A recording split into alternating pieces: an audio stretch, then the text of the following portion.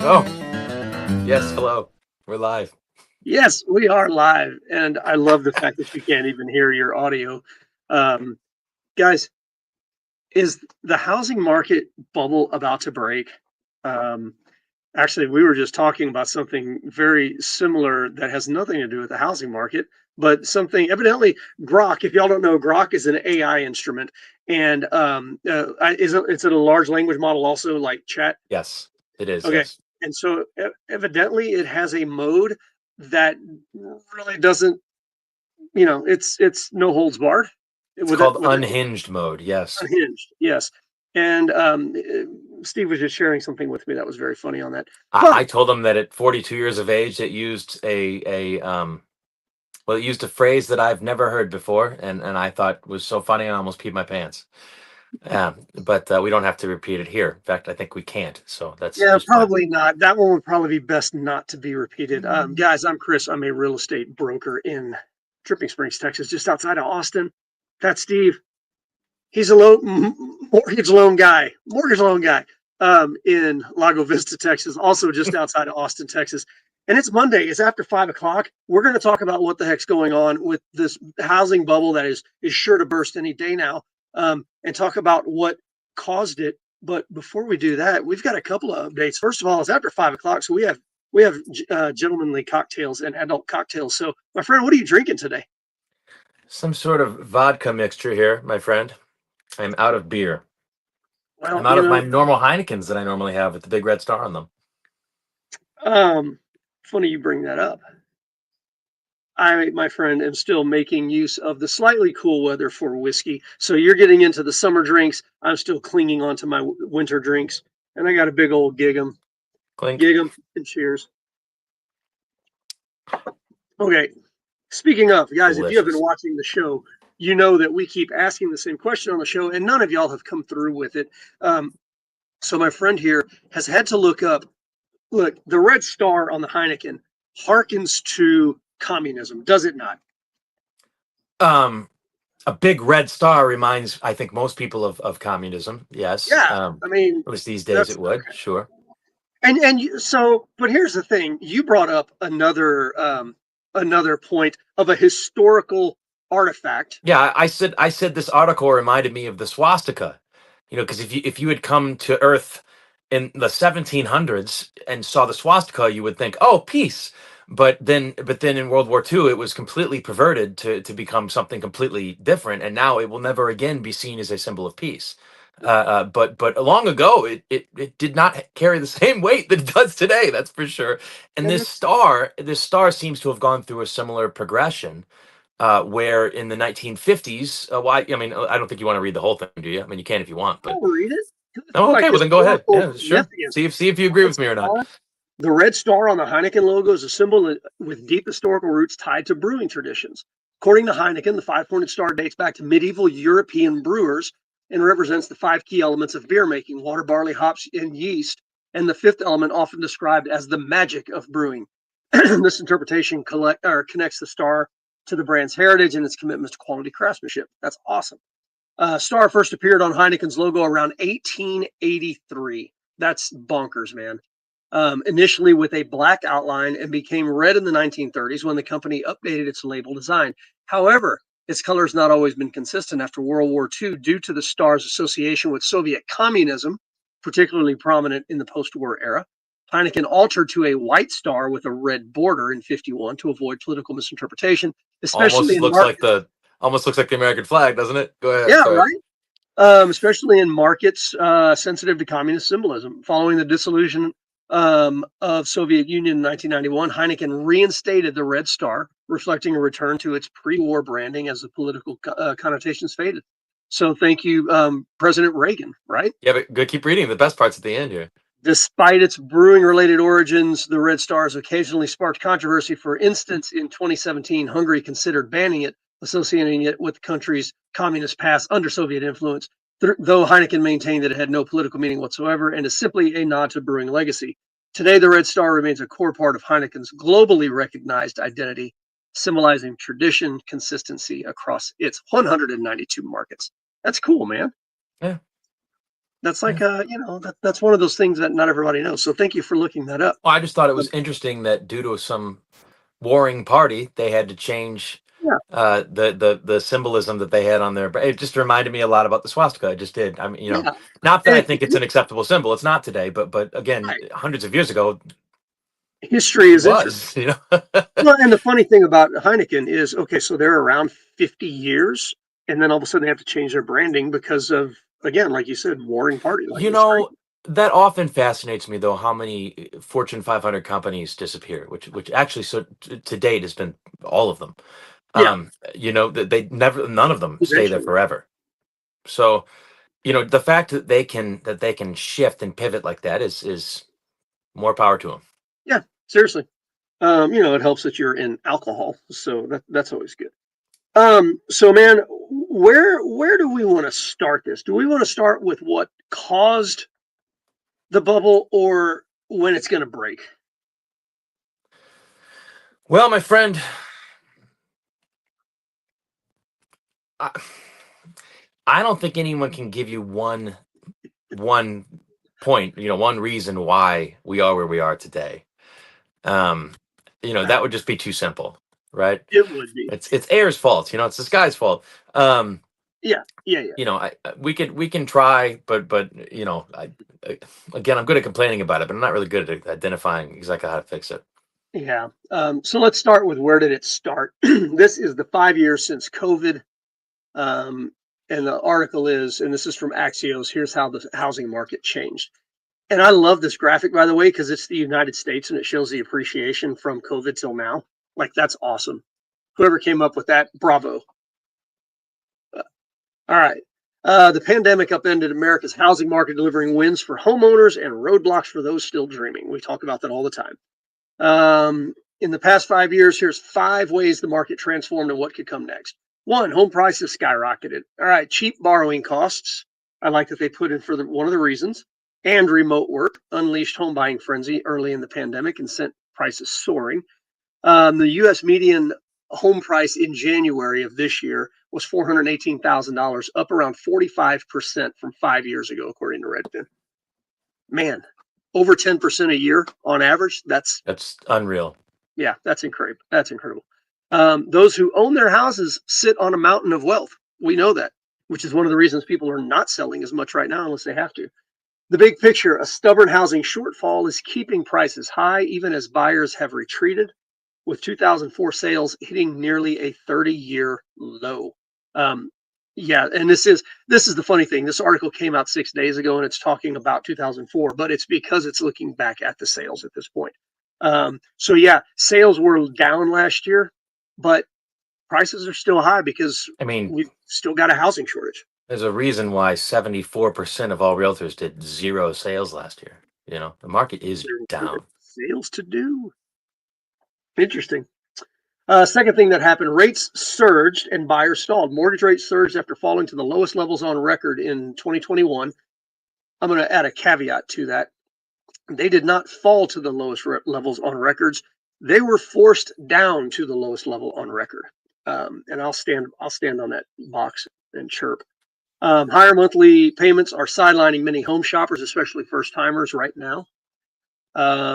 And here's what they're hearing. It's very sad to be priced out of our communities. This Seattle teacher tells Axios it feels almost impossible to buy a house nearby. I've got an interesting story on that when I'm done with this one. Rates are now hovering near 7%. We're under average, as according to Mortgage News Daily. We're at around 6.7 right now, at least as of Friday. I'm not sure now, but and it's unlikely to drop much soon, experts say. It's been going down for the last 7 weeks, so this article has not stayed on top of it. But in pricey Portland, Oregon, aspiring homebuyer Jake Turner tells Axios this year actually feels like a good time to jump in since there's less competition. Look how smart this guy is. That's what we were saying last year. Yeah.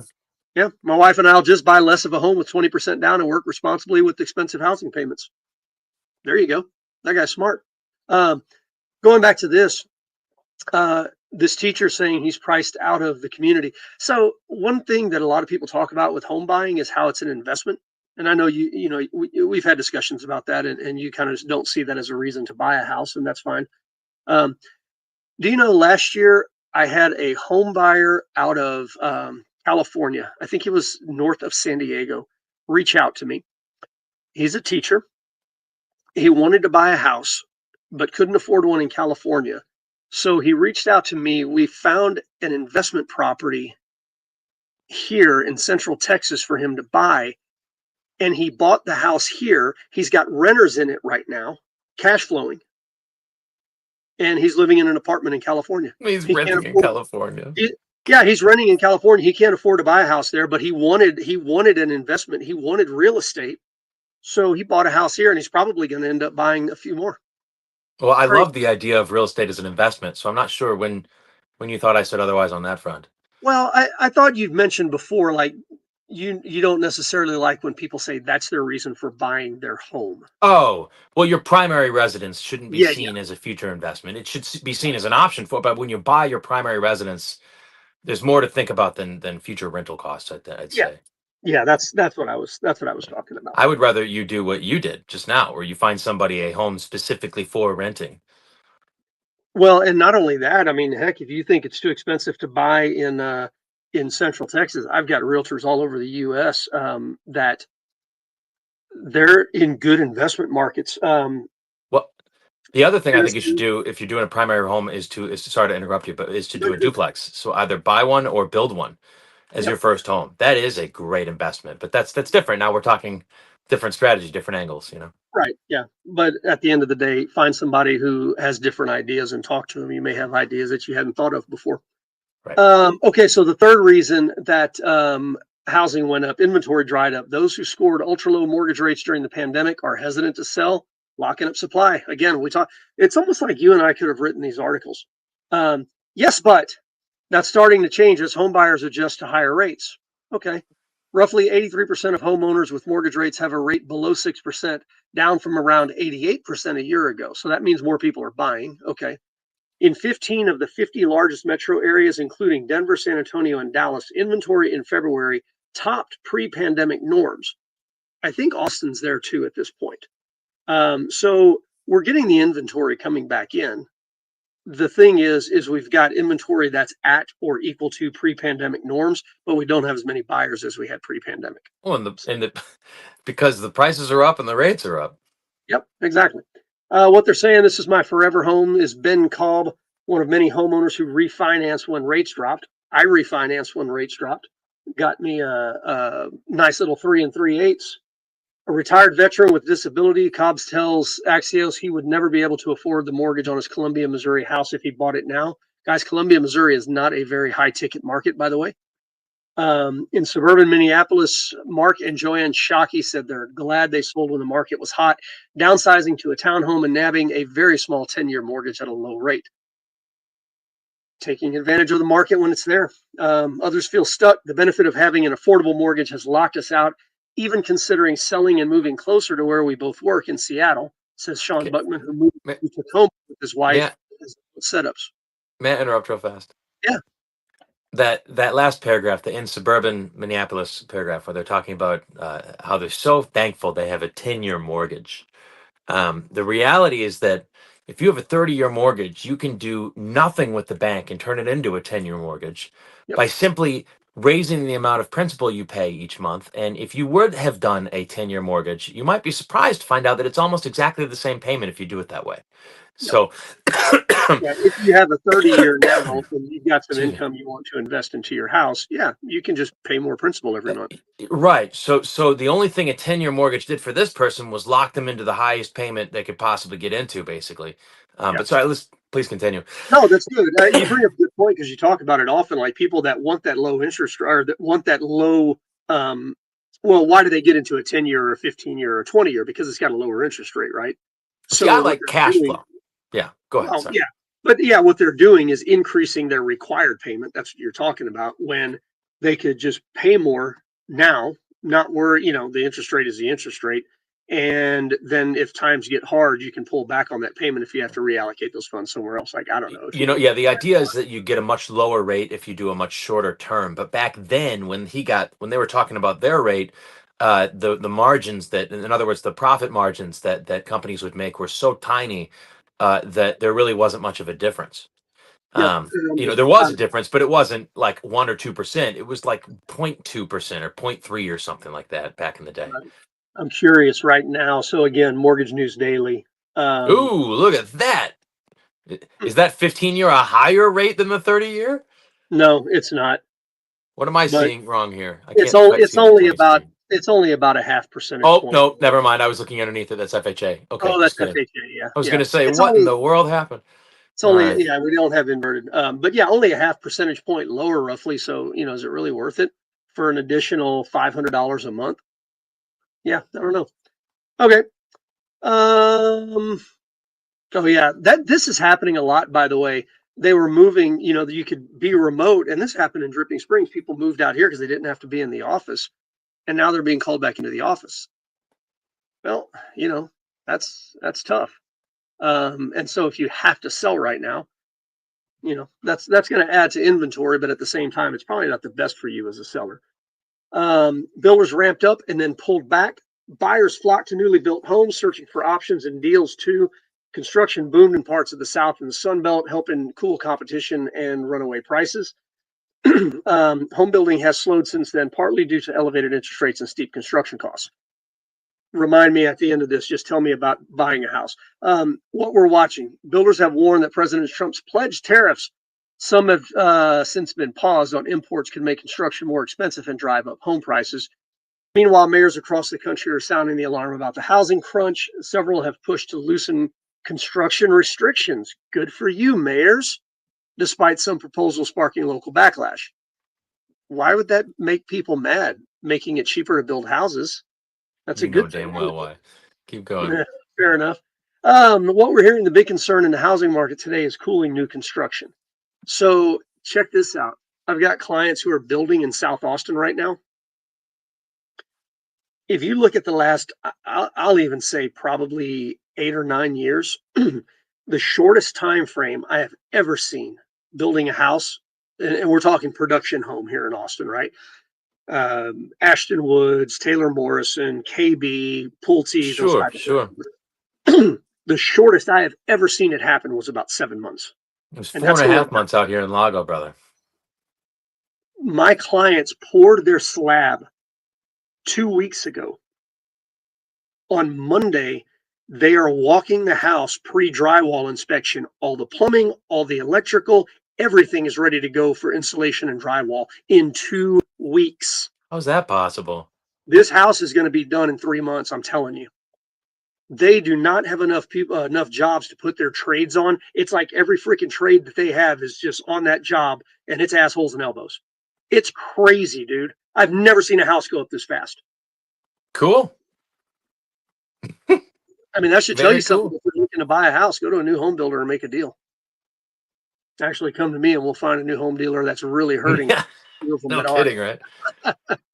Um, the other thing that's interesting, they mentioned tariffs, right?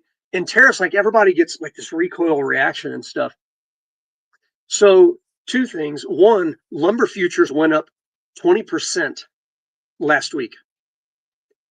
And you and I've already talked, only 20% of our lumber comes from Canada, but the freaking futures jumped 20%. That's insane. And I know there is a builder right now in the southern United States, I won't say where. There's a builder right now who is making buyers sign off that the house could increase in price due to tariffs, and if they do, it's the buyer's responsibility. Ah. Right? How sick does that make you?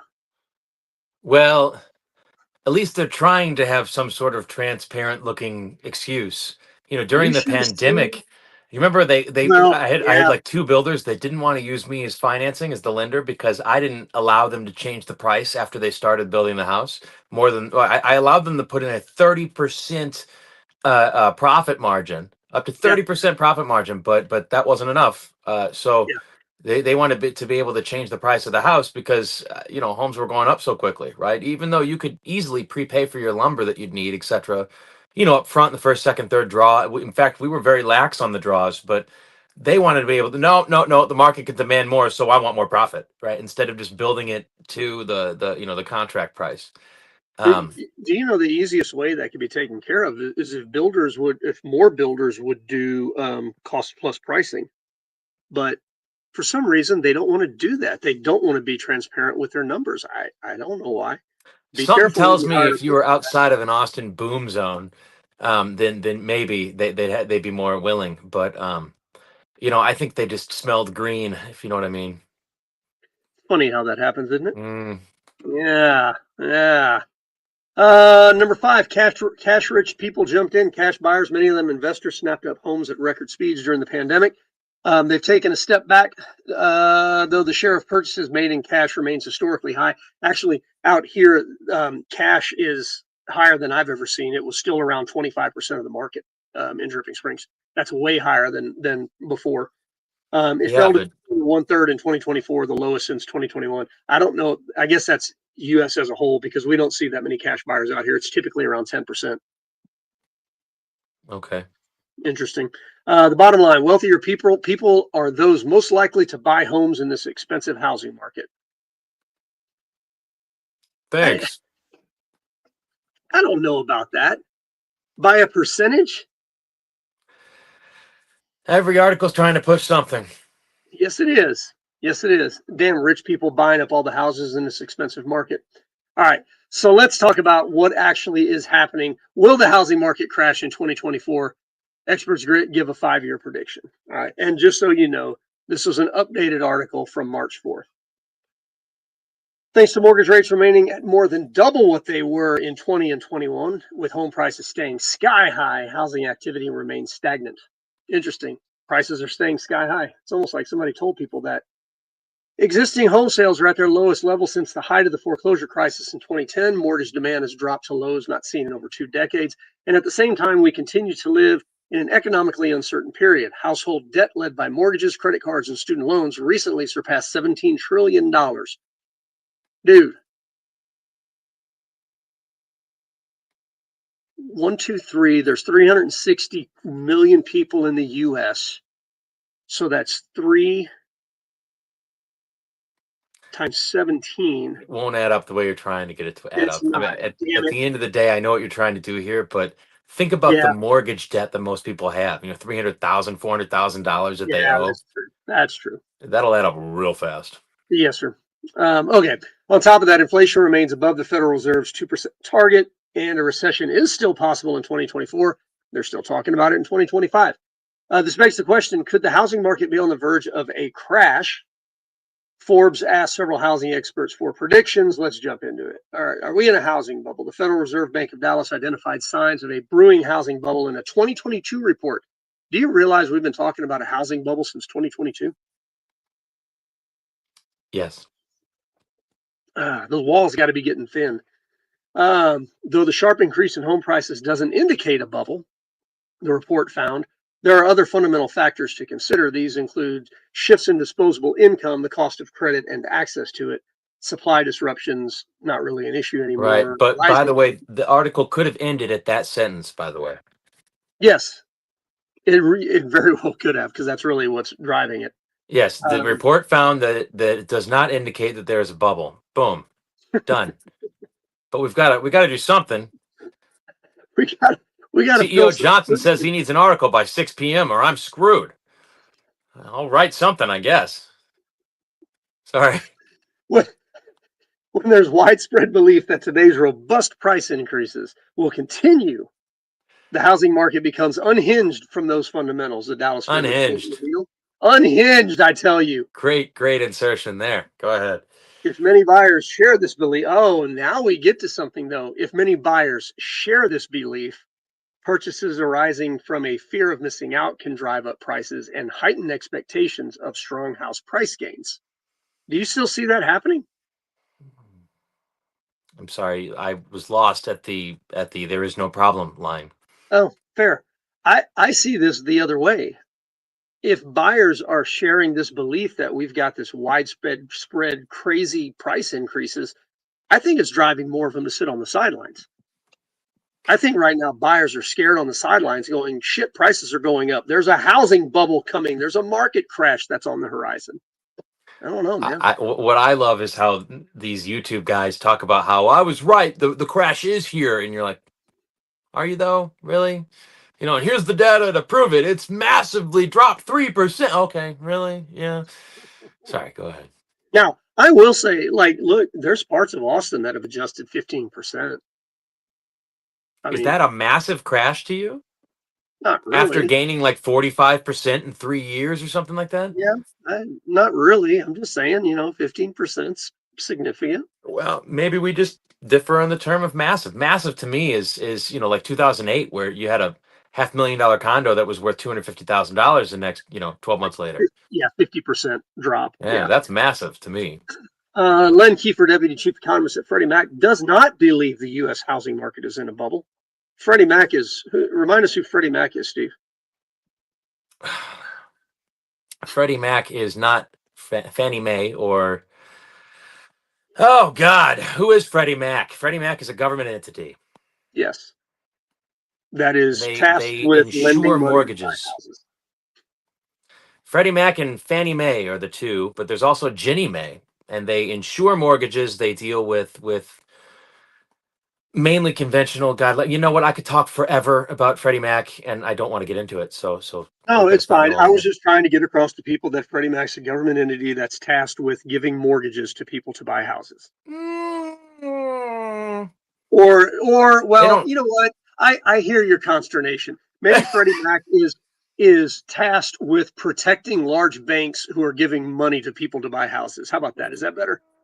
Protecting the I large think we banks? should have a whole different show on who Freddie Mac is. But let's just put it this way: he who has the gold makes the rules, and Freddie Mac Fact. makes the rules.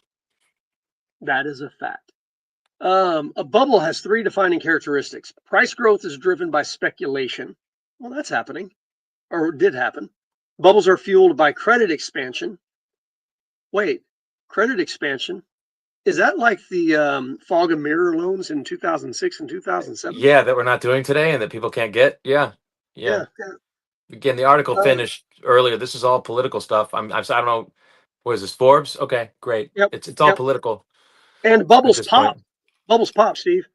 Kiefer says while house prices grew at record rates in Uh, 21, the reasons for Set of the balloons. increase were was not primarily speculation or credit expansion, really, but rather record low mortgage rates and fundamental shift in housing demand. Okay, that makes sense. But what about people who bought a home during or before the pandemic who are now seeing price values Do you, decline? do you feel like Damn it. maybe the article was sent in at that last period, and the boss was like, "Not enough. Do another paragraph," and that's why Keep he started going. this one? It may be. Gets Um, back to his seat. What the hell am I going to write about now? Oh, but but wait, what about people who bought a home during or before the pandemic? Oh, yeah. See how he did this? oh I can my see how he God, did and our this now. prices are dropping now. Keith Gumbinger, vice president of the mortgage website HSH, I don't know who that is, says if you bought a home for 300,000 3 years ago, you could have sold it for 500,000 last year, but now you can only make 400,000. Poor bastard. Shit, you only gained 25% in 3 years? Damn it, if you had only, oh no, stock market typically appreciates between 6 and 8. Oh, you're still beating the stock market. Still, he's hesitant to characterize this as a bubble pop or a crash. Smart man. It's a paper loss. It's not an actual loss. How is today different? Among the differences between today's housing market and 2008 housing crash is that lending standards are much tighter now due to lessons learned and new regulations enacted after the last crisis. Hey, Steve, I'm going to just come out of left field and throw something out there. All these regulations that came out of the 2008 housing crash, who did they actually protect? I mean, because we came up with the Consumer Financial Protection Bureau. So, I mean, we're protecting the consumer, right? Isn't I that what will all I these will regulations did? diplomatically I will diplomatically answer you that the intention to protect the consumer was there, and there are some laws that appear to protect the banks over the consumer, massively so in some cases. But that they were trying their best, and they still are trying their best. And many of the laws do protect the consumer, especially if you're a protected class. There you go. That was very diplomatic of you. Thank you. Yes, you're very good. I'm going to skip down a little bit. to hear. And I like having my license and practicing. So you guys are doing great. I'll stop asking you tough questions.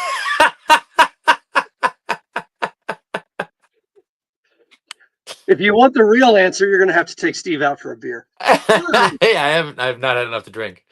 Homeowners remain equity rich. Another key difference between and they're like, there's another spot that they could have just stopped. Homeowners remain equity rich, and that's what he set up here. When no, they bought it for 300 and now it's only worth 400. Another key difference between today's housing market and the 2008 housing crisis is that many more homeowners today have equity in their homes, which can help them weather a downturn. Recent data from Adam revealed that nearly half of mortgage residential homes in the United States are still considered equity rich, meaning that the combined estimated value of the loan balances secured by these homes is at or below 50% of the property value. That's significant for over half of the mortgages, or nearly half, sorry. Conversely, by late 2009, a quarter of U.S. homeowners were underwater, negative equity in their homes, meaning they owed more on their mortgages than what they were worth. That'll cause a bubble to burst. Borrowers saw their equity slip by 1.7% in Q2 2023 compared to the year before, average decline of $8,700 between Q1 and Q2. Nonetheless, home equity remains strong, with the typical homeowner having gained over $100,000 in net worth since 2019, according to NAR. National median existing home price is roughly 48% higher now than in January of 2020. I'm kind of bored. I don't want to go on. It's saying the same thing over and over again. Yeah, it really is. What would a recession mean? Well, we know GDP experiences. Recession bad. Yeah, recession bad. Okay, great. Why the housing market will probably not crash. Right, from paragraph 1. Okay, what was in paragraph 1? It's no big deal. It's not going to crash. It's not a bubble. All right, we're done with this Forbes article. Studies show we're not in a bubble, but here's all the doom and gloom because Mr. Rogers says I have to. Yeah. Okay, so has the bubble burst, Steve? No. I thought you were going to say what bubble? No. The bubble is not burst. And by the way, I want the stock market to do badly. Why? Why, Steve? Because when the stock market does badly, the rates do wonderfully. So if you want lower rates, you would love for your 401k to crash. So be careful what you wish for. Well, but think about it from that perspective. Look, if you're not right up against retirement, that's maybe not be a bad thing, because if the market comes down and interest rates come down, then you could leverage that into a new house, continue to put money into the stock market for the rebound. So as long as you're not within, 5 years of retirement, for those within 5 years of retirement, yes, I understand that's a completely different argument. But you're probably in a lot safer investments anyway. So anyway, man, I think we're good. How many times can we be right? I don't know. We should get AI to analyze these videos and give us a count. Oh, and see how fun. That would be fun. You can use Grok for that. Use the unhinged Grok. Oh no. That would be funny. You guys are. It'd be funny to us. We'd never be able to broadcast it. Well, no way. That's fair. Guys, every Monday, this is what we do. We pick some articles, we break them down, and we laugh at most of them because, people have to make money writing articles. Robin Rothstein wrote it and Chris Jennings reviewed it. So that's something. Okay. See you next Monday, man. Cheers.